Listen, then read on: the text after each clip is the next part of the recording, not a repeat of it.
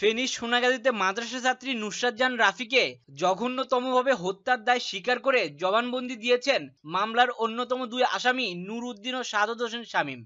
রবিবার বেলা 3:30টার দিকে এই দুই আসামিকে ফেনীর জ্যেষ্ঠ বিচারক হাকিম জাকির হোসেনের আদালতে হাজির করা হয়। সেখানে পর্যায়ক্রমে দুই আসামি স্বীকারোক্তিমূলক জবানবন্দি দিয়েছেন। বিষয়টি নিশ্চিত করে মামলার বাদী পক্ষের আইনজীবী এম শাহজাহান সাজু জানান, হত্যার দায় স্বীকার করে দুই আসামি জবানবন্দি দিয়েছে। নুসরাত হত্যা মামলায় নূর উদ্দিন এজাহারভুক্ত 2 নম্বর ও সাদত হোসেন শামীম 4 নম্বর আসামি। নূরকে ময়মনসিংহের ভালুকা ও শামীমকে মুক্তাগাছা থেকে গ্রেপ্তার করে পিবিআই।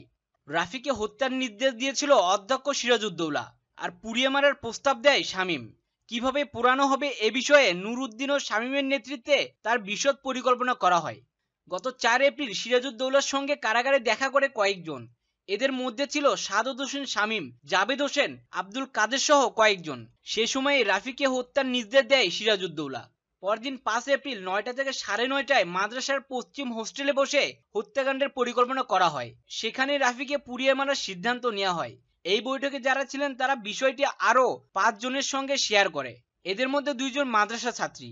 এদের মধ্যে এক ছাত্রীর দায়িত্ব পড়ে 3টি বোরকা আনা এবং কেরোসিন সরবরাহ করা।